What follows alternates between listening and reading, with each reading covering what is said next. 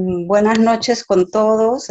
Bienvenidos nuevamente a las sesiones científicas de la Academia Nacional de Ciencias. Continuando con el programa de eventos, tenemos hoy día el desarrollo del tema de computación cuántica. Antes de iniciar esta sesión, quisiera presentar al doctor Gabo, presidente de la Academia, para hacer la presentación del... Bueno, buenas noches a todas y todos. Bueno, mi nombre es Alberto Gago y antes que nada darles la bienvenida y agradecerles por su asistencia a esta conferencia. Luego, para los que no conocen lo que es la Academia Nacional de Ciencias, informarlos que es una asociación sin fines de lucro que agrupa a científicos muy destacados que abarcan diversas especialidades. Estas van desde las ciencias naturales y exactas hasta las ciencias sociales. Ahora bien, uno de los propósitos principales de la academia es hacer difusión del conocimiento científico teniendo en cuenta el carácter holístico de esto. Dentro de esta línea es de interés, de hecho, primordial para nosotros divulgar los avances en las fronteras de la ciencia. El tema que tenemos hoy, la computación cuántica, justamente cae dentro de esta categoría y va a marcar la computación cuántica una verdadera, y ya está marcando una verdadera revolución en la computación. Esta se basa en usar fenómenos que suceden justamente en la cuántica, tales como son la superposición, entrelazamiento e interferencia. Ahora, ¿qué mejor que estos avances nos sean explicados por un científico experto mundial en el tema? Y este es el caso de quien nos brindará la charla hoy, el doctor Enrique Solano, que es un científico peruano pionero de la computación cuántica, quien es un extraordinario científico, como digo, y además también un gran amigo. Doy ahora la palabra a la doctora Greti Villena para que nos haga una presentación de la trayectoria de Enrique. Greti, adelante. Muchas gracias, doctor Alberto Gabo. Disculpe el error anterior. Sí, tenemos el honor hoy día de contar con el doctor Enrique Solano, un excelente científico. El doctor Enrique Solano es fundador y CSO de la empresa Equipo Quantum, una startup alemana que diseña productos basados en computación cuántica para aplicaciones industriales con el fin de alcanzar la ventaja cuántica útil. Como científico, tecnólogo y emprendedor, él ha vivido y trabajado en Perú, Francia, Brasil, Alemania, China, España, ocupando altos cargos de liderazgo en instituciones académicas, centros de investigación y empresas tecnológicas. Además de su trabajo pionero en computación cuántica y tecnologías cuánticas, desarrolla conceptos innovadores en arte cuántico y el metaverso cuántico. El doctor Enrique Solano... Es un montón, y sobre todo para muchas personas que también están a través de la plataforma de TikTok, que son jóvenes, ¿no? ¿Puedes cortar los audios a todos? Este primer pasito también a decir, oye, ¿qué es este torneito? ¿Cómo se está armando? Está precioso realmente el Lisa Simpson desde acá. Doctor, solamente están sus audios de ustedes prendidos. Digamos, por la comunidad. No hay más audio. Muy fan. Sí, a mí también me parece espectacular. Yo también, en su tiempo, no hacíamos... Parece ser que es el audio del doctor Enrique, del profesor Enrique. Ya lo cortó.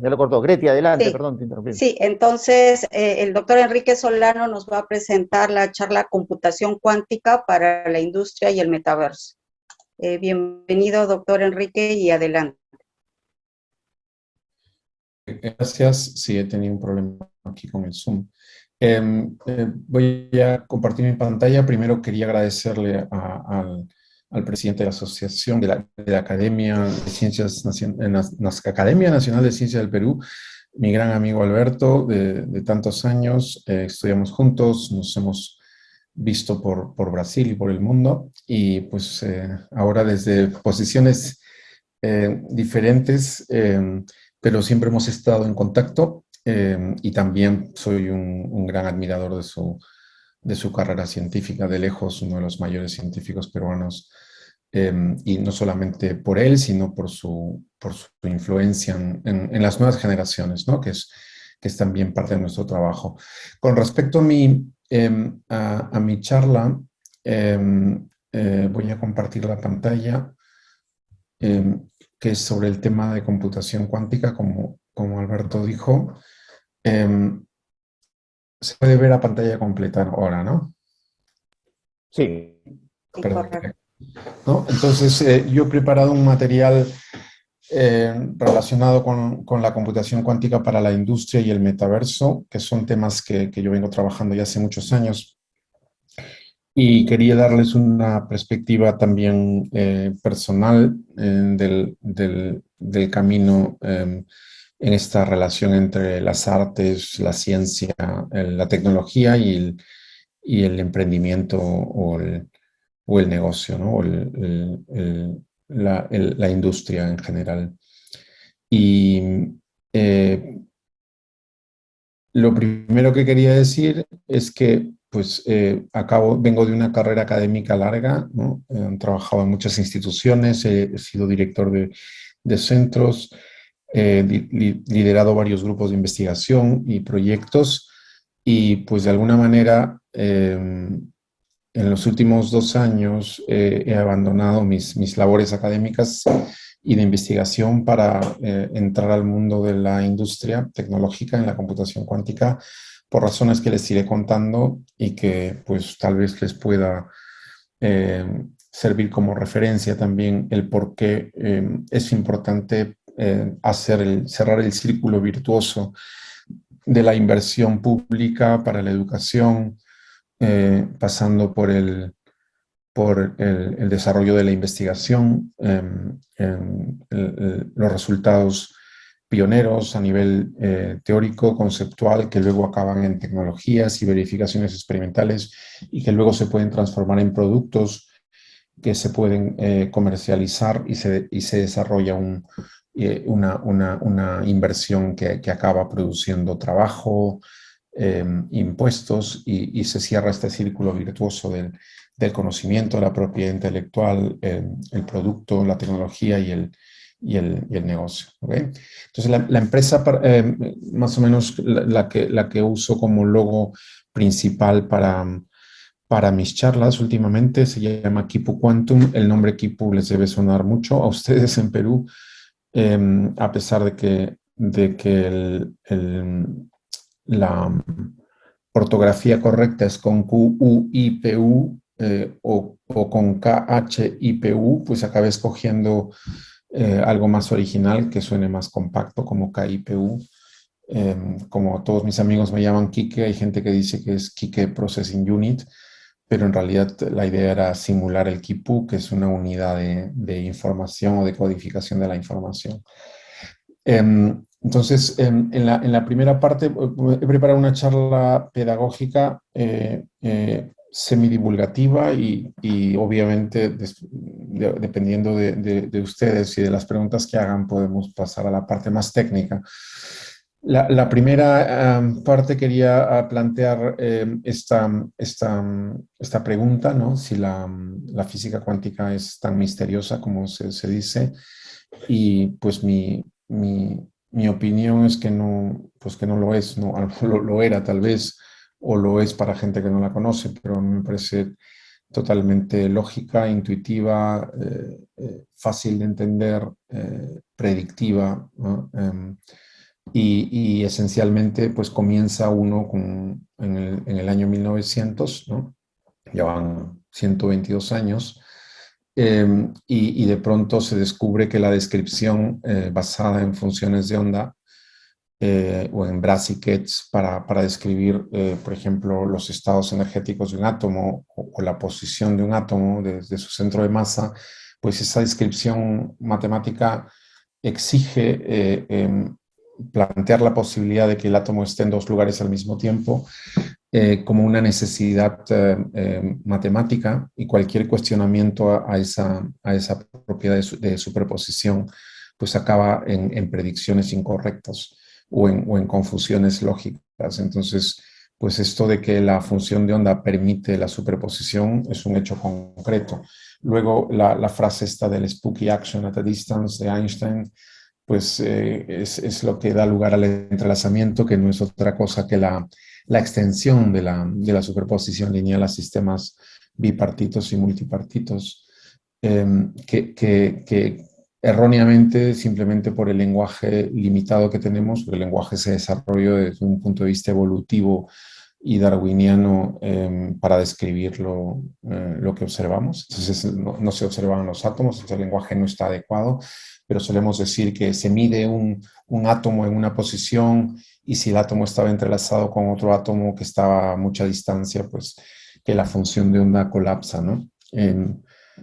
Hoy mismo en el archive, ¿no? En este repositorio en internet, pues apareció un artículo revisando el tema de la medida cuántica por David Mermin, que es el editor de la revista Physics Today, del APS, de la American Physical Society. Pues sí, bueno, ya pueden ver mi tweet criticando esta discusión, porque a mí me parece totalmente superficial. No, que yo sepa, no existe ningún colapso, ni nadie necesita colapsar nada. Son modelos matemáticos que describen y predicen perfectamente todo lo que se observa hasta el día de hoy. Luego se extiende al caso tripartito con lo que se llama un feed-forward effect, que es para el caso de la teleportación. Yo recuerdo durante mi tesis doctoral en Río de Janeiro, pues hice la primera propuesta de cómo hacer teleportación en iones atrapados, que se hizo en Innsbruck y en Boulder, y que al final Dave Wineland ganó el premio Nobel, no solo por esto, sino por muchos otros resultados. Pues es un protocolo inspirado en la ciencia ficción, pero que funciona y no tiene ninguna contradicción ni ningún experimento que contradiga este modelo. Si se extiende más esto, el paralelismo cuántico, que no es otra cosa que, como decía yo, el entrelazamiento multipartito para muchos qubits. Los qubits son sistemas cuánticos discretos, ¿no? De 2 niveles. Pues se genera un paralelismo donde la dimensión del espacio de Hilbert, que es lo que soporta las funciones de onda, crece de forma exponencial. En el caso de n qubits, pues la dimensión de los vectores que tendrían que usarse son 2 a la n. Y eso es una dimensión brutal, como saben, el crecimiento exponencial. Y solamente por ejemplo, si ustedes usan 300 qubits, el espacio vectorial que se necesita vectores de 2 a la 300 entradas de números complejos. 2 a la 300 y tantos es aproximadamente 10 a la 80, y 10 a la 80 es más o menos el estimado del número de partículas en el universo. Y pues ya se dan cuenta que 300 qubits pues ya generan un espacio imposible de computar y de predecir y de modelar, ¿no? Entonces el paralelismo cuántico pues genera esta esperanza de que se puede hacer una computación compleja con clases computacionales inaccesibles para los computadores actuales. Y es así como llega la idea de la computación cuántica. La gente suele citar a Feynman, es muy complicado darle crédito como ustedes saben, en el mundo científico, pero bueno, hay que dárselo al final a alguien, y Feynman hablaba en esa época con muchos colegas, pero él es el que planteó de una forma directa la posibilidad de usar la codificación de la información en sistemas microscópicos que obedezcan a la ley de la física cuántica, y es así como surge pues, la teoría de la información cuántica, la computación cuántica, tanto a nivel de software como de hardware. Y en estos momentos, desde hace unos años, vivimos más bien en una era de lo que llamamos las tecnologías cuánticas, ¿no? Entonces, pues mi frase al final es muy, muy mía, muy de Quique, que pues yo no conozco ninguna paradoja ni ningún misterio en la física cuántica.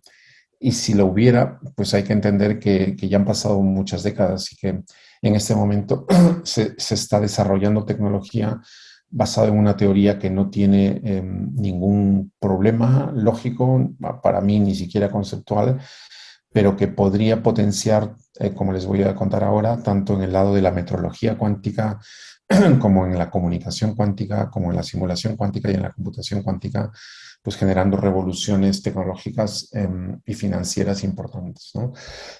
Esto es un slide bonito, artístico, ¿no? La foto en blanco y negro, como ven, la idea es jubilar a los computadores clásicos o convencionales. Y suelo poner estas fotos porque en realidad esto no está sucediendo ni creo que vaya a suceder, porque la computación convencional y la computación cuántica pues van a coexistir, ¿no? No hay forma de usar solamente chips cuánticos, sino que esto son sistemas híbridos necesariamente, porque la superposición y entrelazamiento para poder comunicarse con el output, con las soluciones, pues tienen que hacerse medidas, y las medidas implican proyecciones y predicciones estadísticas que acaban en números reales y en probabilidades normalizadas, como es usual. Entonces, en este caso, simplemente ahí hay unos números que pretenden comparar la puerta controlada, no controlada, en el caso clásico, y en el caso cuántico, como ven, pues se genera una operación unitaria que actúa sobre los 2 qubits y que genera el mismo efecto control knot como en el mundo clásico, pero aplicado a una superposición de estados, y eso es lo que genera este paralelismo y este entrelazamiento y esta posibilidad de hacer un cómputo cuántico complejo.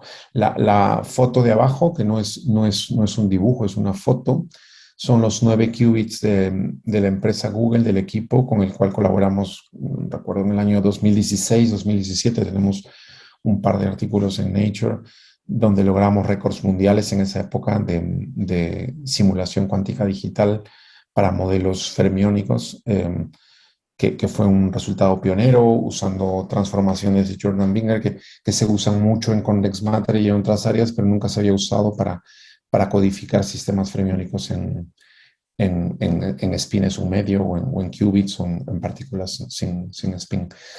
Los algoritmos cuánticos suelen tener esta estructura, al menos se suelen describir así, las líneas negras horizontales. Es lo que se llamaría el timeline o la secuencia de las operaciones que se hacen en un qubit. En este caso serían 2 qubits.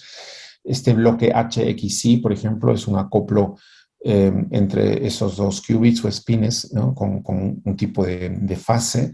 Luego las operaciones RX que aparecen allí se llamarían puertas lógicas de un qubit que actúan independientemente de forma local. Las puertas, por ejemplo, HXI podrían entrelazar dependiendo del estado inicial, mientras que las puertas de un qubit es imposible que entrelacen porque no generan correlaciones cuánticas.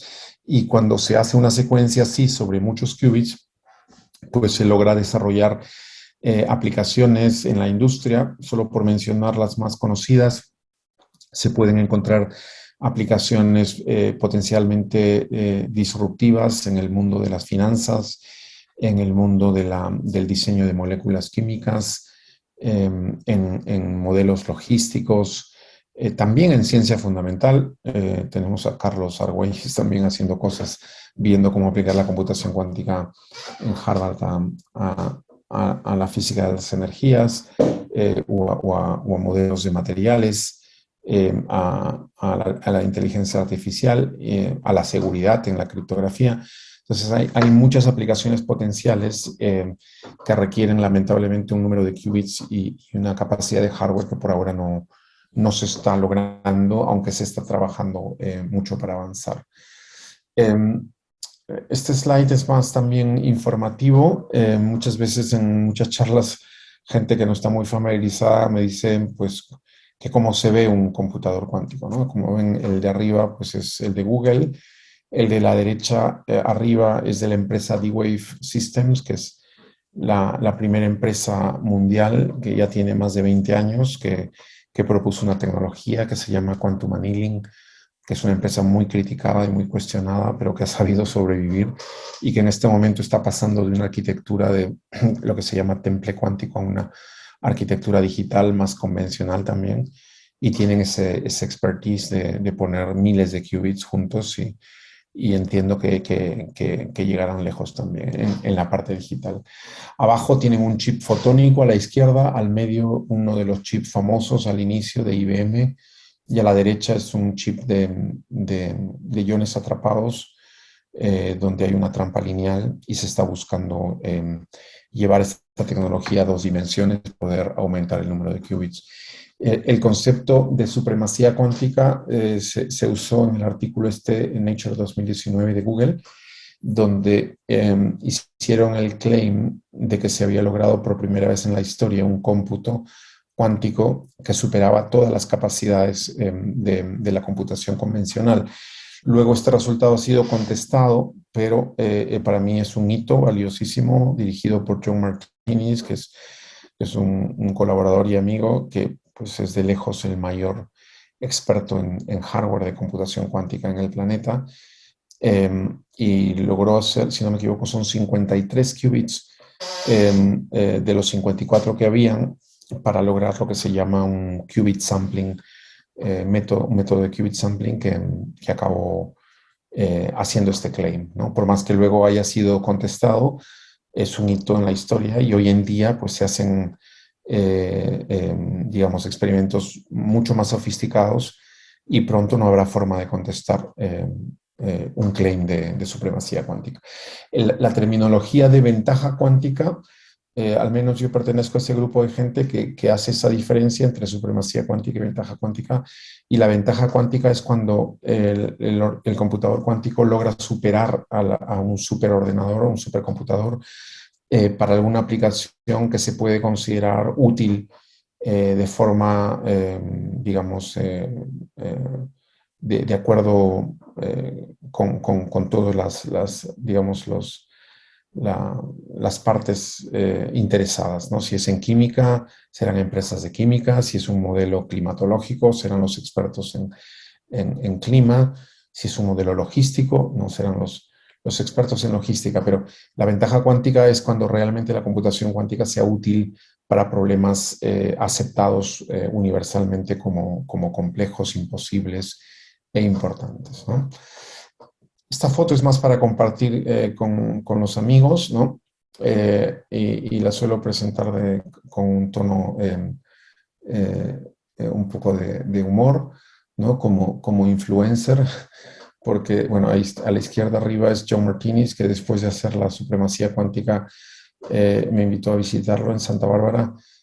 Tuve la suerte que me regalaron no solo la revista firmada por él, sino que me regalaron un objeto que solo existen, creo que 20 copias, que es un modelo, es un cubo con los 53 qubits del chip, y en la parte vertical están todas las puertas lógicas, que creo que son 345, las puertas de 1 y 2 qubits que se hicieron sobre el chip para lograr este primer claim histórico de la supremacía cuántica, que seguramente John Martinis es candidato al premio Nobel por este y otros resultados, ¿no? El computador cuántico que ven a la derecha, pues no se ve por dentro, pero es un fridge criogénico que lleva los qubits a 20 milikelvin, que es la temperatura que se necesita. Y abajo estoy visitando la empresa Huawei, que por pura coincidencia, pues está pronto, en los próximos días, semanas o meses, va a anunciar, porque han estado trabajando de forma un poco secreta sobre un computador cuántico nuevo, y se va a anunciar próximamente en la exhibición esta que tienen en Shenzhen y en Guangdong, ahí en el sur de China, en el Silicon Valley. Pues tienen ya tecnología 5G y 6G, creo yo, desde hace buenos años, y es lo que muestran en las exhibiciones. Y aquí abajo a la derecha estoy con un buen amigo, Chris Monroe, que conocí justamente en Río de Janeiro hace 25 años, y es el CSO de la empresa IonQ, que está generando mucha polémica. Una de las mayores polémicas es que tiene un valor de mercado en este momento de $1.800 millones, que no es fácil de defender ni argumentar por qué, si lo merece o no, pero son el estilo americano de hacer empresa, y pues están llevando esto adelante, ¿no? En el caso, bueno, a ver si logro pasar. En este diagrama quería mostrarles cómo Europa ve las tecnologías cuánticas. Hay estos 4 pilares que están en este momento ya apoyados por algunos millardos o billion dólares o euros, tanto en comunicación cuántica, por seguridad, porque Estados Unidos y China tienen programas muy competitivos, ¿no? que podrían afectar la seguridad europea; la parte de simuladores cuánticos para materiales y procesos. El área más avanzada es la de los sensores cuánticos o metrología cuántica, que no necesitan tantos qubits, sino necesitan precisión; y la columna de la computación cuántica, que suele ser la más famosa y visible, curiosamente es la más retrasada en los avances. Es decir, los simuladores cuánticos podrían ya producir resultados útiles en términos de ventaja cuántica. La comunicación cuántica, de hecho, ya hay satélites con dispositivos ópticos de óptica cuántica para enviar señales encriptadas con criterios cuánticos. Los sensores avanzan y la computación cuántica, por alguna razón misteriosa, tal vez por todo este impacto de la historia de la computación, pues es la más retrasada y en la que se trabaja y se invierte más en este momento. Entonces, esto es también pictórico. Recuerdo haber pasado por Atenas y me impresionó mucho ver este Partenón un poco destruido. Entonces, el presente geopolítico es el del diagrama. El presente real en la computación cuántica no es tan maravilloso como nos gustaría. Y el problema es esta versión dorada del Partenón, pues la pregunta es cuándo. Y podría ser en un año, en 5, en 10 o en 100. Lo más probable es que sea muy tarde y todos trabajamos pues, para tratar de que esta tecnología llegue lo más pronto posible y se pueda calcular cosas imposibles para la computación actual. Para hacer un poco técnico, ese es un diagrama donde les muestro un poco la diferencia entre la computación digital analógica y digital analógica. Pues la digital, como dije antes, son qubits, en este caso arriba a la izquierda son 3, donde se aplican puertas de 2 qubits y puertas de 1 qubit. Las puertas de 2 se entrelazan, las de 1 qubit no pueden entrelazar, y así se van generando los algoritmos digitales. En el caso de la computación analógica, la idea es encender los acoplos entre los qubits, sean en arreglos de una dimensión o de 2 o más, de tal manera que se generen bloques analógicos, donde son interacciones hamiltonianas entre qubits o qubits o sistemas más elaborados.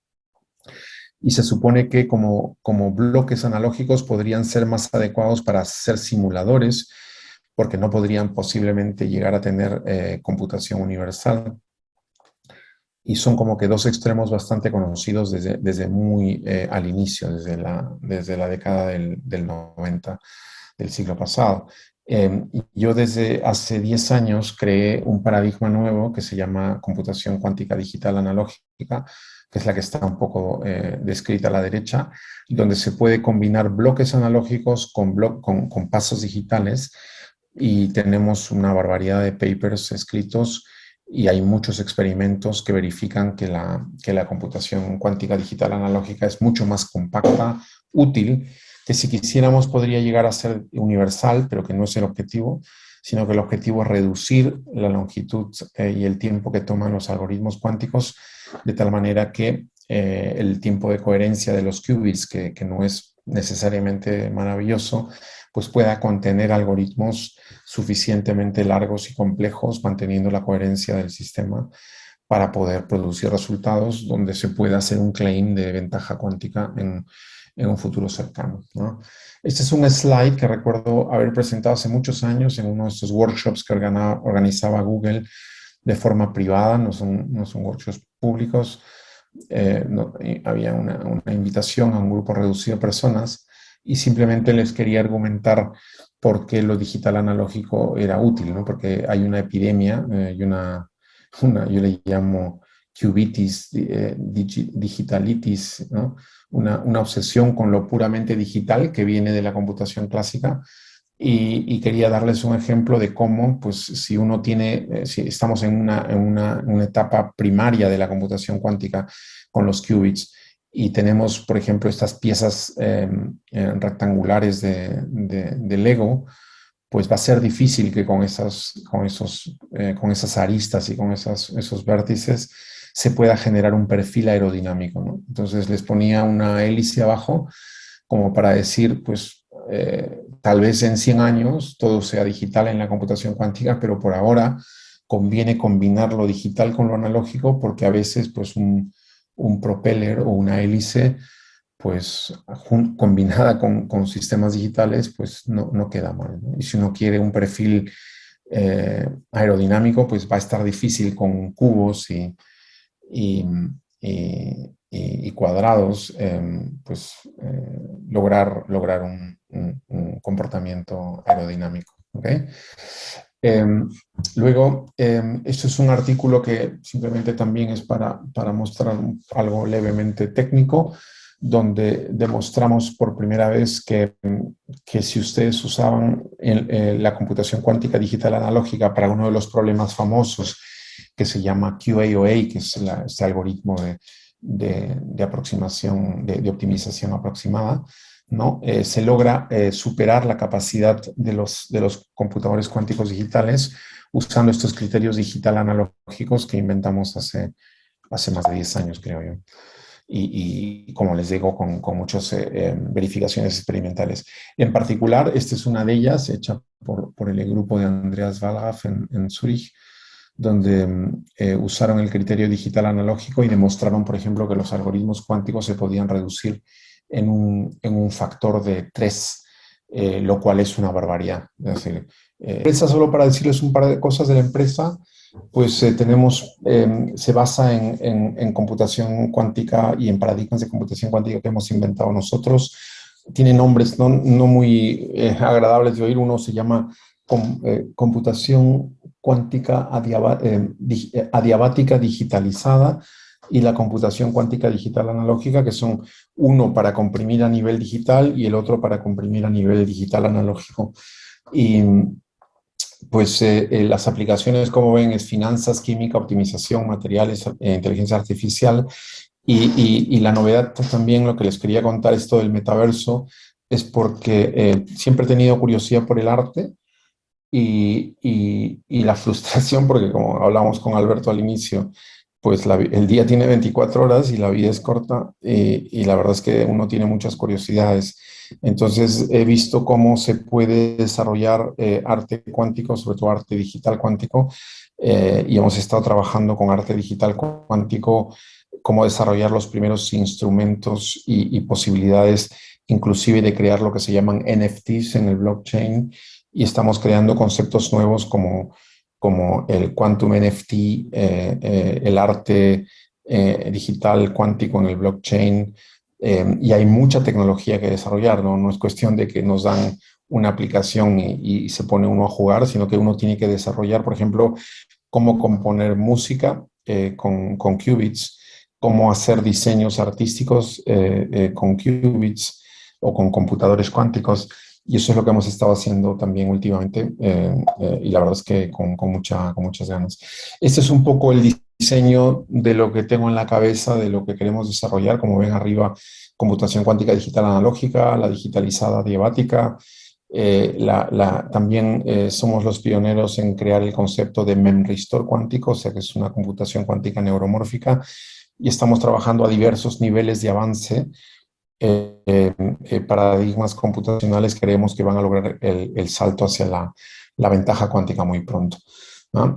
Esto también es un ejemplo, más por diversión. Hicimos hace unos años si se podían usar los qubits, por ejemplo, para algo que se pueda llamar vida artificial cuántica, y no solamente publicamos un par de artículos que tuvieron mucho impacto mediático, sino que acabamos haciendo la propuesta en un computador cuántico de IBM y logramos reproducir con superposiciones y entrelazamiento nuestro concepto de darwinismo cuántico, donde los qubits nacían, se reproducían, se enfermaban, tenían relaciones sociales y luego procreaban y luego morían y luego resurgían, y se puede generar una secuencia en una especie de reproducción de la mutación, de la decoherencia, de la reproducción. Hubo que superar, por ejemplo, existe la prohibición cuántica de hacer clonación de estados cuánticos que no se conocen, y tuvimos que inventar el concepto de clonación cuántica parcial para poder hacer. Entonces, hay muchas formas de usar los qubits y la computación cuántica de forma creativa, tanto para el arte, para lo interdisciplinario o para la aplicación industrial.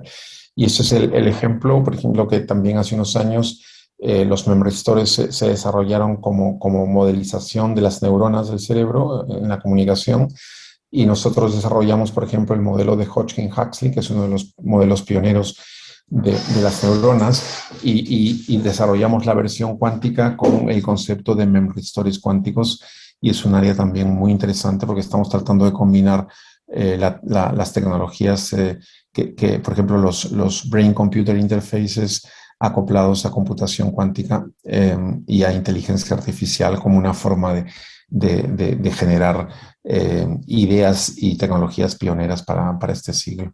Entonces, solo para terminar, si me dan 5 minutos más, había preparado aquí solo para que vean qué es arte cuántico, ¿no? Por ejemplo, esto lo hicieron unos colaboradores nuestros de Equipo Quantum. Tenemos un equipo de artistas.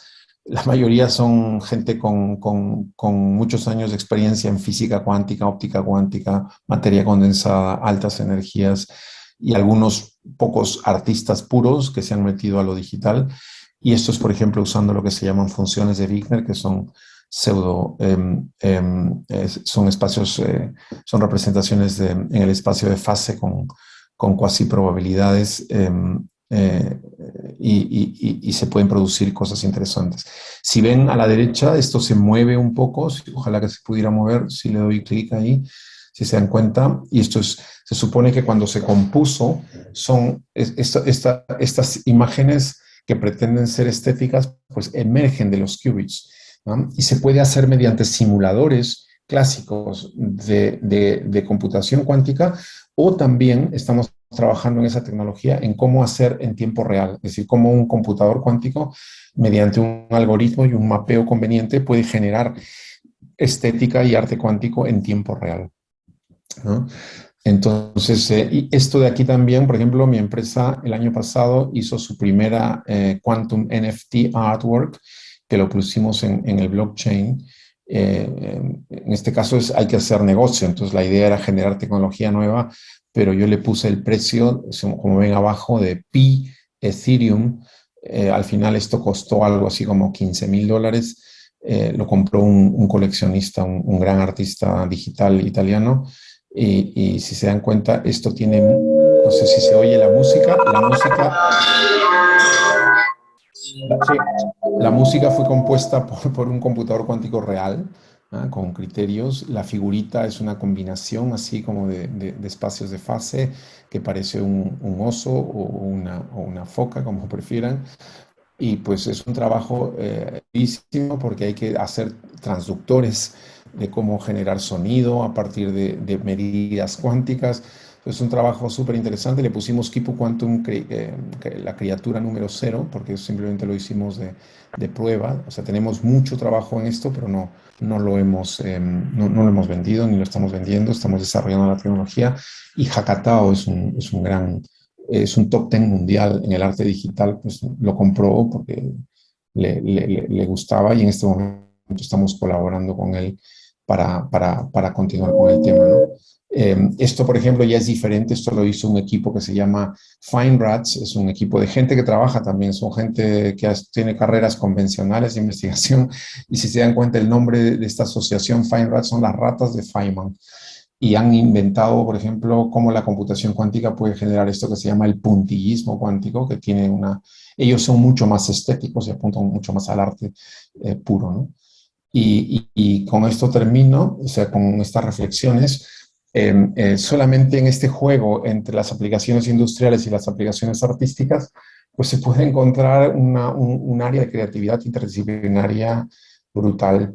Entonces, por ejemplo, hasta estamos cuestionando los límites legales del blockchain.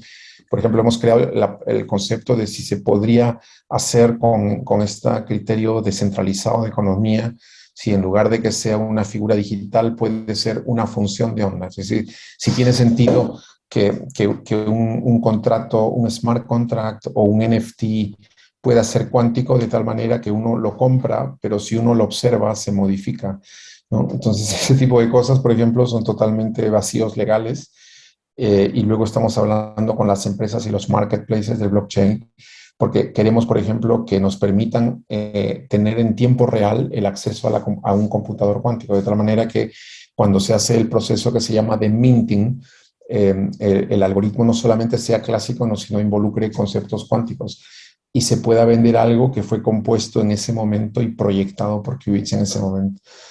Y en esas discusiones, bueno, he dado varias conferencias al respecto, y ahora en julio vamos a hacer una exhibición en el Deutsches Museum, que es un museo tecnológico famoso aquí en Múnich, y vamos a hacer una presentación donde vamos a combinar teatro cuántico, con música cuántica, con arte digital cuántico, e inclusive vamos a llevar un pequeño computador cuántico portátil de 2 qubits para tratar de plasmar un poco la creatividad estética, ¿no?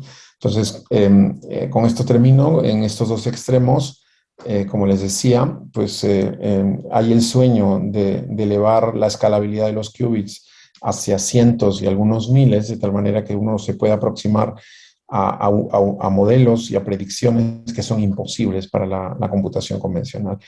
Y en nuestro caso, pues estamos combinando con también la parte del arte digital, de la música, de la composición, de los modelos biológicos. Y este concepto de quantum brain no es que yo crea que el cerebro es cuántico, que no lo creo a nivel descriptivo, ¿no? Macroscópico, a nivel microscópico toda la materia es cuántica, pero de alguna manera es lo que nos motiva a combinar, como repito, la neurotecnología con los brain-computer interfaces, la inteligencia artificial, pues, y la computación cuántica como paradigmas interdisciplinarios a los cuales nos dedicamos pues día y noche, todos los días del año, porque es apasionante y es el momento de hacerlo. Bueno, con esto les agradezco la atención y si hubiera tiempo para alguna pregunta, pues encantado. Muchas gracias, doctor Enrique. Felicitaciones por la excelente exposición, por el tema que es muy interesante y con aplicaciones que realmente trascienden no solamente a la parte científica ni de industria, sino, como ha mencionado, a la parte artística. Y creo que es una prueba que la creatividad no tiene límites. Exactamente. Quisiera invitar, por favor, si es que tuviesen algunas preguntas y también pedir disculpas por el incidente que hemos tenido. Realmente no habíamos previsto una cosa así.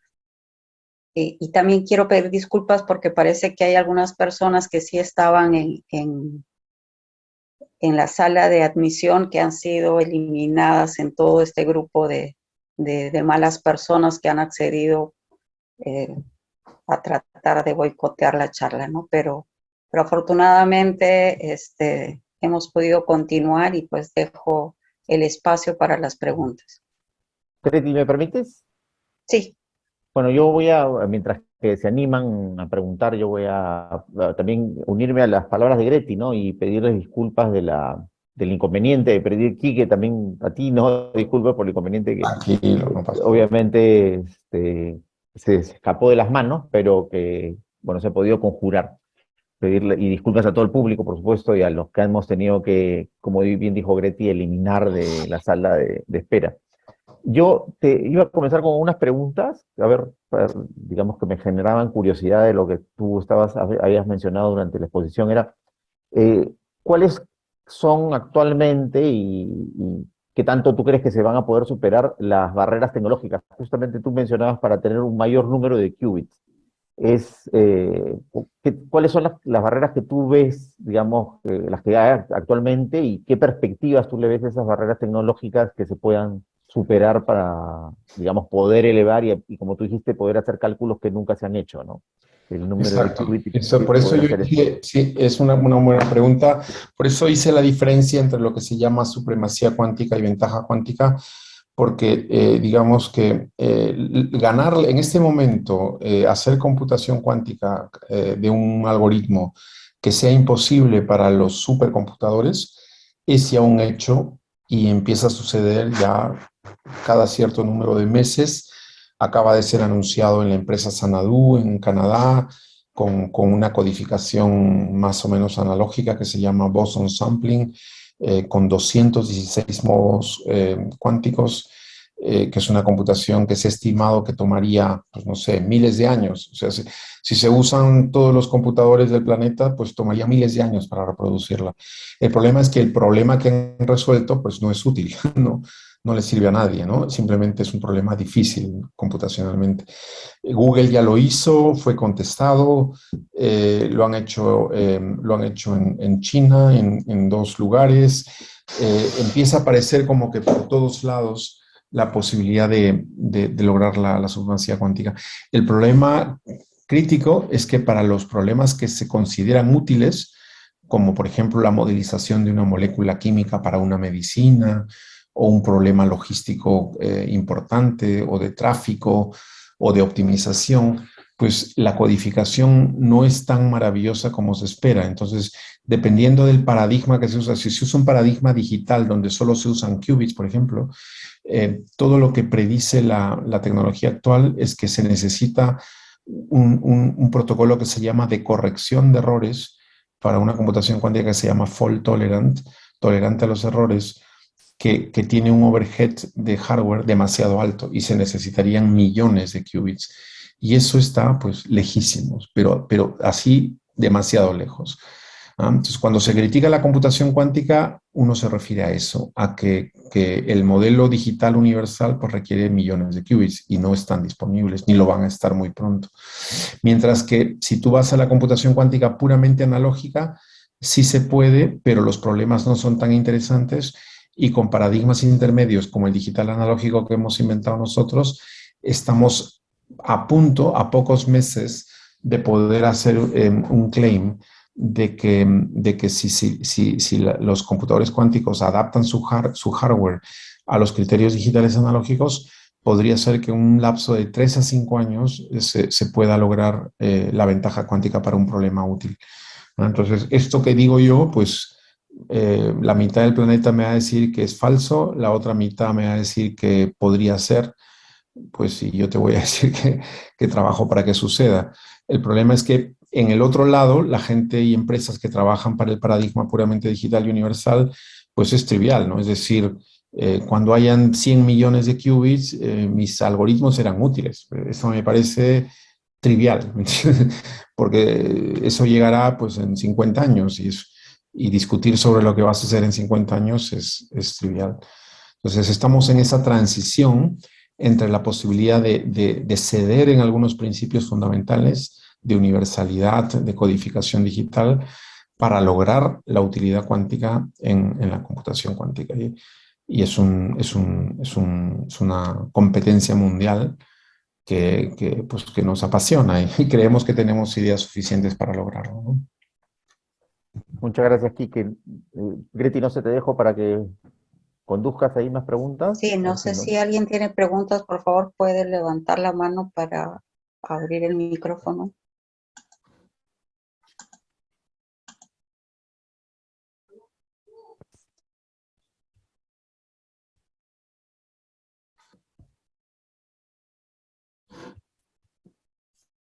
Si no, yo puedo hacer otra, entonces.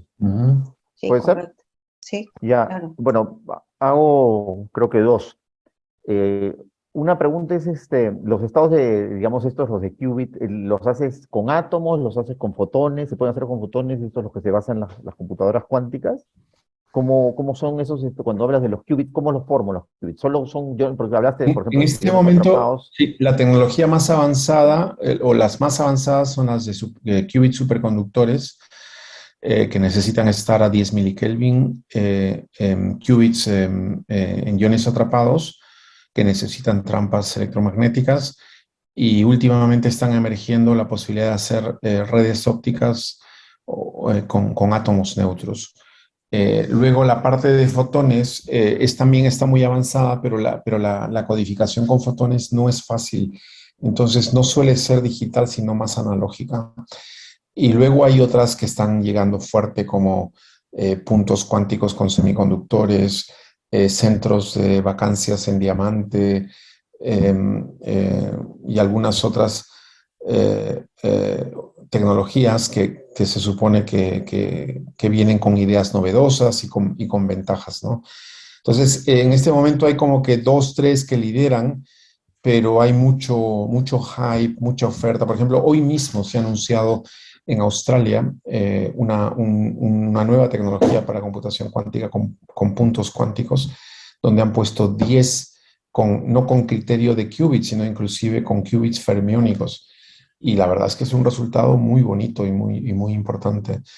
Entonces, el mundo está bastante agitado, ¿no? Bastante agitado, y yo diría que es difícil predecir qué tecnología es la que va a lograr dar el salto por primera vez, ¿no?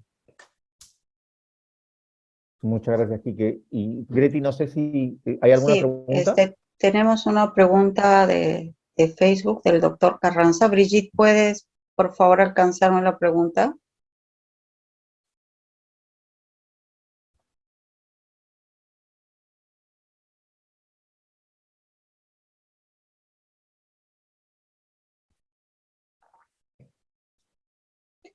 Bueno, él menciona, él dice, para las computadoras cuánticas, los lenguajes tradicionales de programación deben ser rediseñados y pregunta si hay un caso de éxito de esta nueva generación. En cuanto a la codificación, obviamente es totalmente diferente porque pasamos de los bits a los qubits. Y eso implica que los qubits pueden tener esas superposiciones o entrelazamientos bipartitos y multipartitos. Y eso los hace únicos.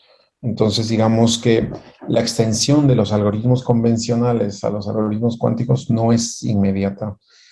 Hay que pensar diferente, ¿no?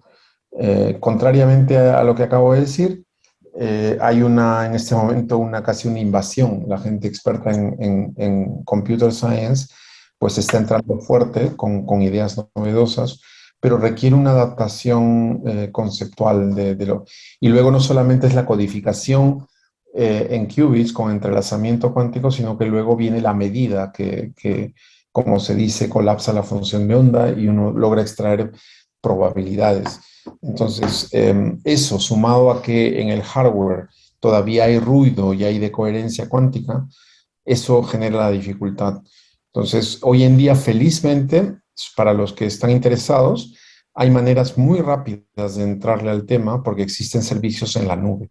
Hay varias empresas, IBM la primera, que tiene servicios gratuitos en la nube donde uno puede, así, yo conozco a gente que hace programación y que en un par de horas está ya jugando con puertas lógicas cuánticas y algoritmos cuánticos, tal vez sin entender mucho los conceptos fundamentales, pero hoy en día es bastante simple acceder a los computadores cuánticos y jugar con ellos haciendo puertas lógicas y algoritmos, ¿no? Muchas gracias. Hay otra pregunta del doctor José Macharé. ¿Qué Dice, tal si le abres el micro, ¿no? A José para que pregunte. ¿sí? Puede ser que le abra a Brigitte, ¿no? Brigitte.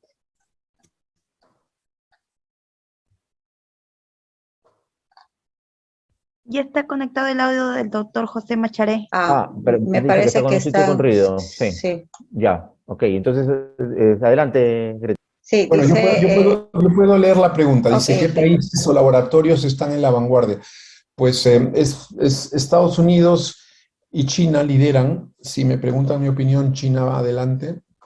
Estados Unidos, digamos, China en términos tecnológicos, pero no tienen la visión del negocio tan desarrollada. En Estados Unidos es el eje noble, ¿no? Del Silicon Valley y todo, con diversas tecnologías, dineros públicos, privados, ¿no? El estilo anglosajón fuerte. Luego en Europa es lamentable, pero no hay mucho que destacar. Hay miles de millones de euros invertidos, pero no se podría citar un computador cuántico importante o escalable, pero hay movidas muy interesantes, por ejemplo, de la empresa Pascal en París, de la empresa AQT en Innsbruck, en iones atrapados, IQM en Finlandia, que con mucho esfuerzo tiene unos pocos qubits. Entonces hay bastante dificultad en Europa de competir, pero esos serían los países. Y luego está Australia y Canadá como que dando todo, pero todavía estamos esperando digamos, los resultados importantes, ¿no? Luego hay inversiones importantes en Singapur, en India, en Japón, pero que todavía no han reportado gran cosa, ¿no? Por ahí va un poco la disputa geopolítica, ¿no?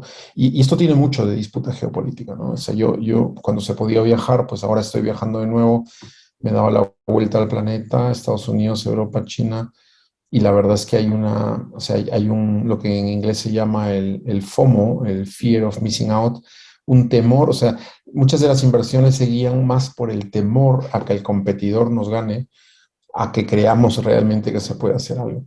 Entonces hay inversiones que se basan en el miedo a ser dominados tecnológicamente si uno pierde el tren, ¿no? Ok. Gracias, doctor Macharelli. Sí, yo también quería hacer un comentario al respecto. En ese sentido, se habla ahora de la cuarta revolución industrial, ¿no es cierto? La industria 4.0 y ponen a la computación cuántica como poco el motor de todo esto. ¿Esto es un entusiasmo temprano o es más una cuestión geopolítica? Porque vemos que tecnológicamente de repente tiene todavía un horizonte amplio de desarrollo. Es una pregunta muy profunda y muy compleja y pues me siento obligado a dar mi opinión personal, ¿no? Esto de la industria 4.0, dicho ese paso, es un concepto que se creó en Alemania, un pensador tecnólogo que creó este concepto y que se puede resumir en combinar inteligencia artificial, Internet de las cosas, todo lo que hoy en día pues se llama también de forma más comercial como el metaverso, ¿no? Realidad aumentada, en fin. eh, un empuje fuerte por desarrollar tecnologías de punta, está llegando fuertemente eh, tratar de desarrollar energías limpias, los modelos ecológicos, la sostenibilidad. O sea, estamos viviendo un caos, diría yo, donde es difícil ver un poco si realmente hay un contenido importante aquí y allá. Y todo esto mezclado con una geopolítica que no tampoco se esperaba, ¿no? Este problema que hay ahora, por ejemplo, con Rusia, que Europa está con problemas de energía, China que de pronto apoya a Rusia, China que de pronto lanza el primer satélite cuántico hace unos pocos años, mucho antes que Estados Unidos y Europa. Inmediatamente Europa puso 1.000 millones de euros para hacer su primer satélite cuántico. Entonces hay de todo, hay una necesidad importante, sí, hacer cosas nuevas. También hay potencialidad tecnológica, pero hay mucho de temor a perder la guerra geopolítica, ¿no? La de las tecnologías. Y, por ejemplo, en Europa se discute permanentemente por qué invertir en computación cuántica, porque dicen, ya nos pasó lo mismo con la revolución, con lo que se llama la primera revolución cuántica de los semiconductores, ¿no? De la electrónica, que Europa perdió el paso o no apostó a tiempo y luego pues ahora estamos en manos de Taiwán, de Estados Unidos. Y, entonces hay una especie de aprendizaje donde por más que la gente no crea ni entienda mucho, sienten la obligación de estar presentes en el tema, ¿no?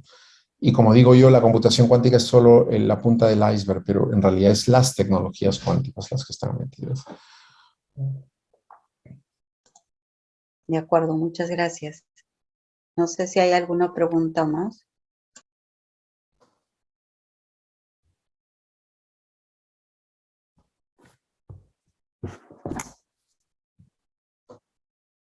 Yo creo que no, ¿ah? Creo que no, Ujú. Greti. ¿Me Ok. permites que diga algo antes de que cierres tú, Sí, Greti? correcto.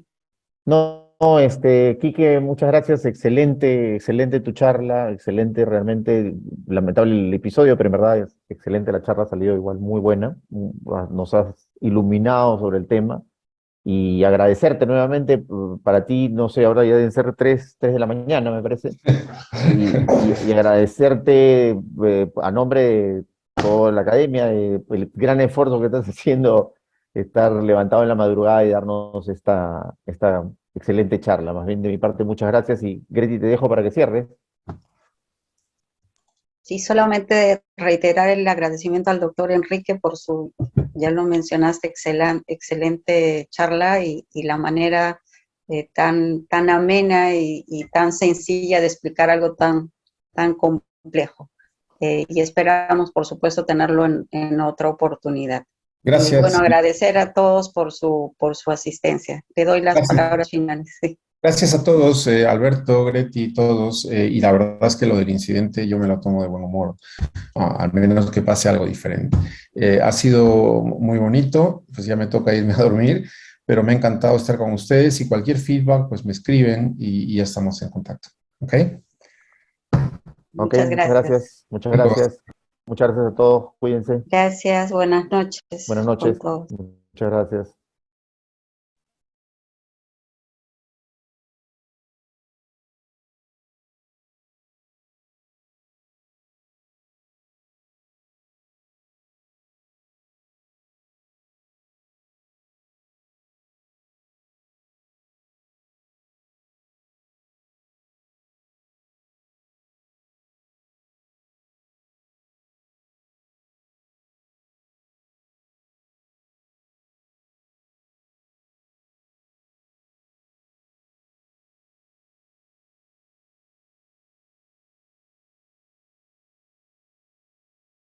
Desarrollar algoritmos para aplicaciones industriales.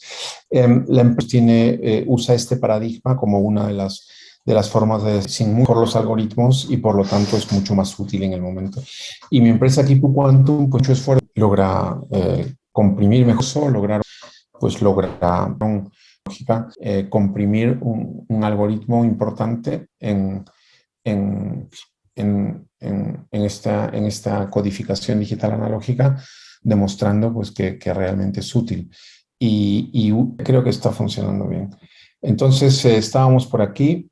Y les decía que en este experimento que se publicó el año pasado, pues se verifica esto de que la computación cuántica digital analógica, el más avanzado fue hecho en China el año pasado para una red neuronal cuántica y creo que son 60